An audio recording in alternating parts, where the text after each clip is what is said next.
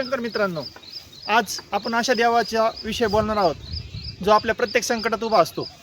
आणि त्या देवाचं नाव म्हणजे आपला बाप.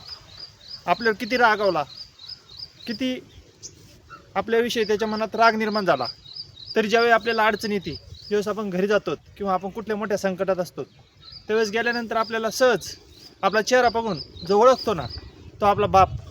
सहज म्हणतो, का रे काय झालं, मी आहे ना. त्या मी आहे ना ह्या शब्दामध्ये आपल्याला इतकी मोठी एनर्जी मिळते, इतकी मोठी ताकद मिळते का आपण जगाशी दोर हात करण्याची तयारी ठेवतो. तर मित्रांनो, बाप हा प्रत्येकाच्या आयुष्यात असला पाहिजे. कारण की ज्यावेळी आपल्याला छोटंसं संकट येतं किंवा आपण आजारी पडतो, त्यावेळेस आपल्या तोंडून सहज शब्द निघतो, आई ग. आणि ज्यावेळेस रस्त्याने चालताना एखादा मोठा अपघात होतो किंवा एखादा साप आपल्याला आडवा जातो, त्यावेळेस आपण सहज म्हणतो, बाप रे. म्हणजे एक ध्यानात ठेवा मित्रांनो, जेव्हा छोटं संकट असतं त्यावेळेस आपण आईचा विचार करतो, आणि जेव्हा मोठं संकट येतं ना, त्यावेळेस आपल्याला बाप आठवतो. त्यामुळं ह्या जगात प्रत्येकाच्या पाठीशी बापाचा हात असला पाहिजे मित्रांनो. आणि बापाचा हात असला का हे जग जिंकू शकतो.